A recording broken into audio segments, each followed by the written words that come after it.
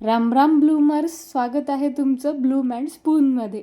गेल्या आठवड्यातील आपल्या चटणी चॅलेंजचा प्रतिसाद पाहता मला आणखीन एक आयडिया सुचली. ती म्हणजे यावेळेस आपण घेऊन आलो आहोत एक नवीन चॅलेंज. त्यात आपण सलाड चॅलेंज घेत आहोत. यामध्ये आपण 7 वेगवेगळी सलाड रेसिपीज 7 दिवस शेअर करणार आहोत.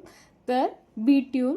आणि आता यासाठी सर्वात प्रथम आज करणार आहोत आपण स्प्राउट सलाड. त्यामध्ये मी मोड आलेली कडधान्य घेतलेली आहेत. बारीक चिरलेला कांदा, टोमॅटो आणि काकडी यामध्ये मी मिक्स केलेलं आहे. कडधान्य तुम्ही उकडून पण घेऊ शकता. मला कच्ची आवडतात म्हणून मी कच्चीच घेतलेली आहेत. हे सगळं असं रंगीबेरंगी मिश्रण पाहून तोंडाला आत्ताच पाणी सुटायला लागले. पण तरी आपल्याला आणखीन वस्तू ॲड करायच्या आहेत. ते म्हणजे थोडासा चाट मसाला, धणे पावडर, मीठ आणि काळं मीठ. हे सगळं मिश्रण एकत्रित करून आपण हेल्दी डाएट म्हणून आपण आपल्या डाएटमध्ये हे हेल्दी फूड ॲड करू शकतो.